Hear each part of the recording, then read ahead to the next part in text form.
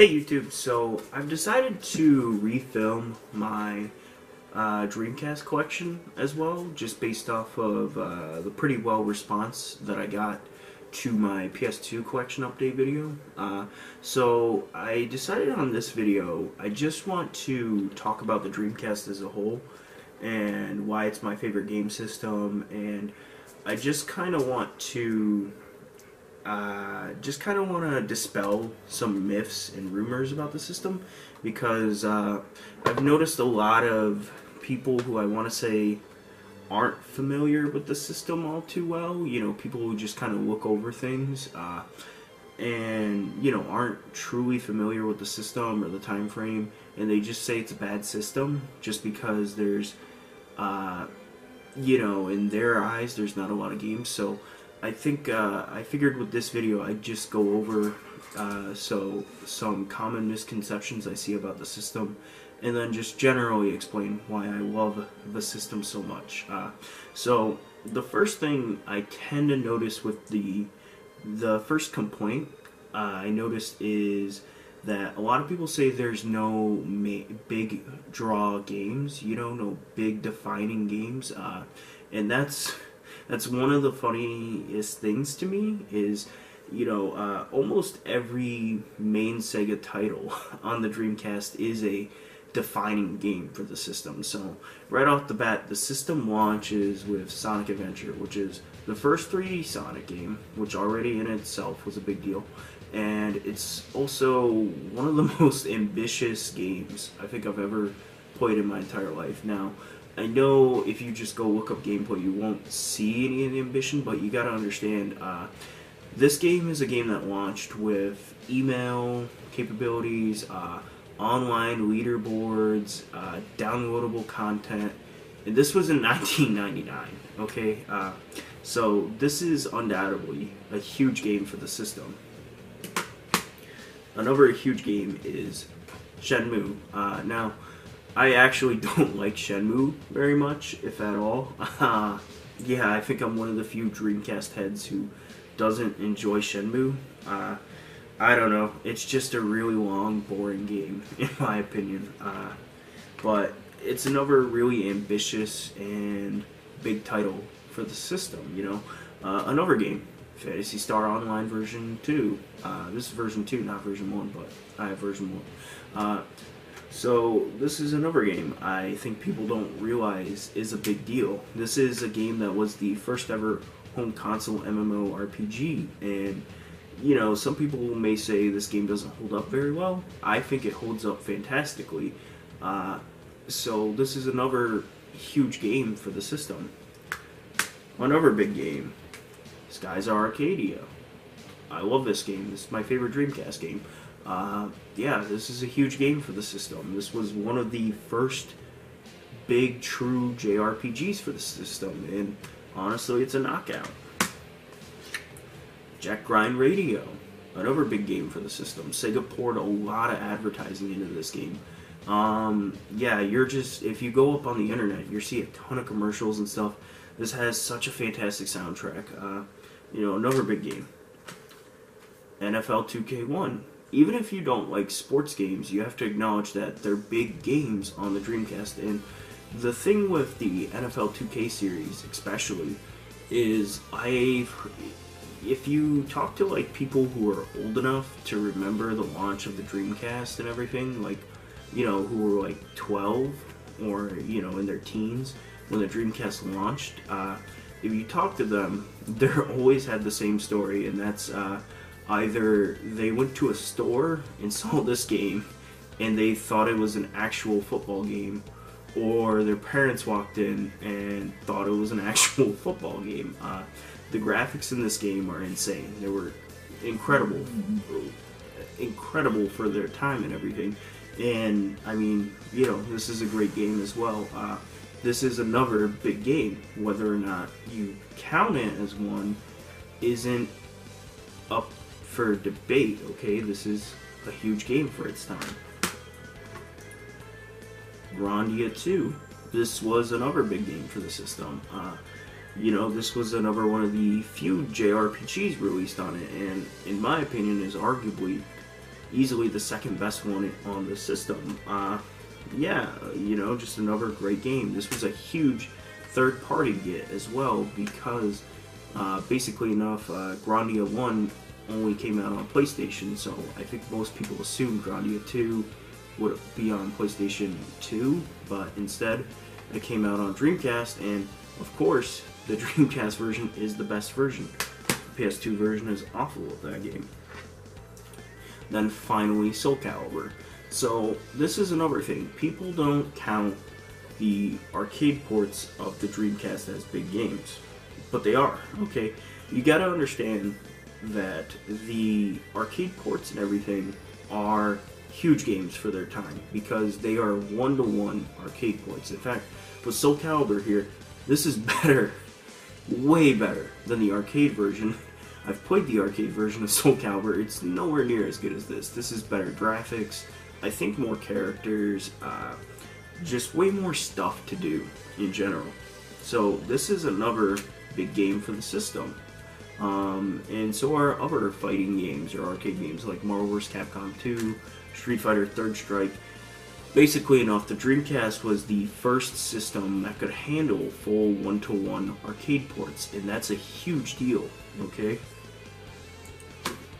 Now, another complaint that I see is the Dreamcast has a lot of ports, and, you know, I'm not going to debate you, you know, you have games like ECW Hardcore Revolution, Toy Story 2, there's Pac-Man's Maze Madness, Star Wars Racer, you know, I'm not going to debate you. The system has a lot of ports, but for my money, the ports are best played on Dreamcast, and the reason why is because a bulk of these games support VGA, which means they support 480p resolutions, and they just clean up very, very well on Dreamcast. In fact, I would say arguably it's the best way to play these games, and not all of these were just simple console ports as well. You know, games like Rayman 2 really took advantage of the system and added so much more than the N64 version, and this version of the game is so good that when they brought it over to the PlayStation 2, all they did was change the name. They just called it Rayman 2 Revolution, but it's you know, just a one-to-one port of the Dreamcast version.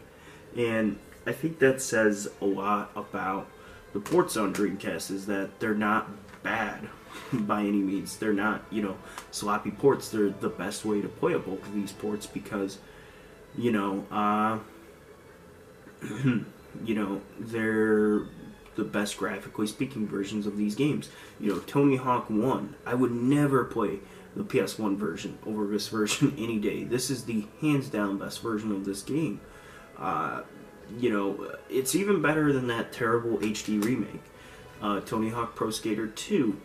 You know, eventually this would get remade, I guess, on the Xbox as Tony Hawk 2X, but if you're looking for the original graphic style, this is the version to get, because 2X uses a different graphic system and things like that, you know.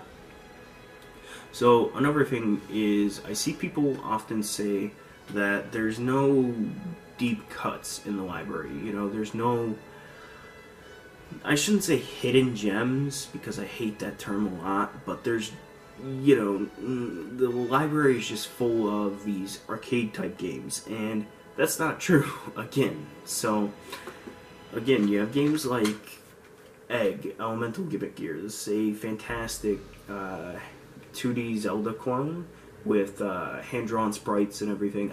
This is a great game. I need to actually commit myself to beating that sometime. You have games like Draconis, Cult of the Worm. This is a fantastic 3D action-adventure game. Kind of reminds me, honestly, and I don't want to, you know, I don't want to upset anybody when I say this, but it kind of reminds me of Dark Souls in a way. Oh god, please don't kill me in the comments, you guys, but it kind of does, just because of the combat system and everything. But yeah, this is a fantastic 3D action-adventure game. You know, you got stuff like Pen Trilysalon. This is one of the weirdest games you're ever playing in your entire life, and in my opinion, that's worth it. is just being a weird game. Like, no joke, this is a game where you play as friggin' penguins. If you guys can see that in the back. This is a game where you play as penguins and you race each other. You know, that's not the weirdest thing ever. You got games like Record of Lotus War, which is a Diablo clone based on an anime. A pretty decent anime from the 80s and 90s. Well, decent from what I saw. And it's actually pretty dang good. It's way better than what it has any right to be. Unfortunately enough, it's single player only, but you know. You have games like Illbleed, which is just one of the most insane, crazy horror games ever released in the history of gaming. In fact, for my money, this is still to this day the undisputed crowned king of weird horror games. Check Illbleed out if you're into like B-list horror. You have games like Armada, which is a pretty much a modern version of Asteroids. You know, great game, especially if you can get a couple people to play with you. Looney Tunes Space Race. This is a fantastic 3D kart racer. Fantastic graphics for the time. Really good gameplay. Yeah, this is a great game. I don't even like racing games, and I like that game. You got games like Sword of the Berserk, Guts Rage. For my money, this is still the best Berserk game that's ever been released, because all the other ones kind of suck. That one's the only one that's pretty good. You got games like Evil Twin. It's like if Tim Schafer made a 3D platformer. You know, it's not the best game I've ever played. The camera's really janky, but aside from that, really fun game. Yeah, I liked it. And then you have games like Headhunter, which is arguably graphically speaking, the best the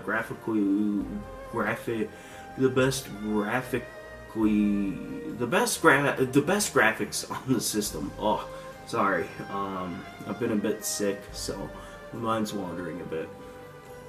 So, this game has arguably the best graphics on the system, and you know, it's got really good gameplay. And the only part that I don't like is the parts where you have to be stealthy. But yeah, so I love the Dreamcast for one, the lineup of just weird, crazy games like Illbleed, Armada, Looney Tunes Space Race, you know, games like that. That's the first reason why I love the Dreamcast.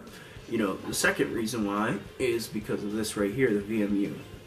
I don't know why, but because of the VMU, I've always been weirdly attracted to the Dreamcast. You know, the VMU isn't anything like spectacular or anything. It doesn't define the system. Well, I mean, it doesn't really define the system in any way, but it's just part of the uniqueness and charm behind the Dreamcast. The next thing I love is that it supports VGA, because, you know, higher resolutions are awesome, and the games clean up really well on VGA. And then finally, the last thing I love about the system is just the memories of playing Sonic Adventure for the first time, you know. And I think I was 5, yeah, I was 5 when I played Sonic Adventure for the first time, and I remember just thinking to myself, wow, this is the greatest game of all time. And so, you know, it's one part nostalgia, but I think I've really dispelled some of the misconceptions about the system. You know, the system has a fantastic library of games. You know, are there ports?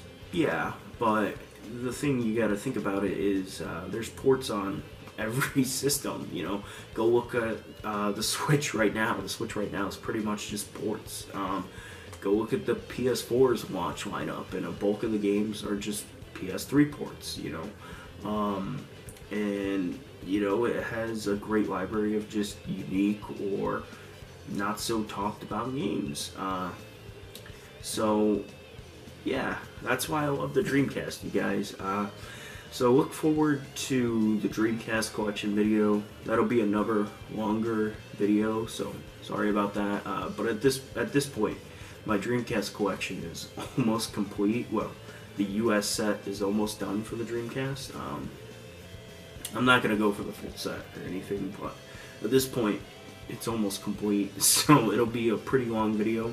I think I have 200 Dreamcast games at this point, so yeah, look forward to that. You know, subscribe to the channel so that way you can see that video. Like this video down below and comment. Have a wonderful day, YouTube, and peace.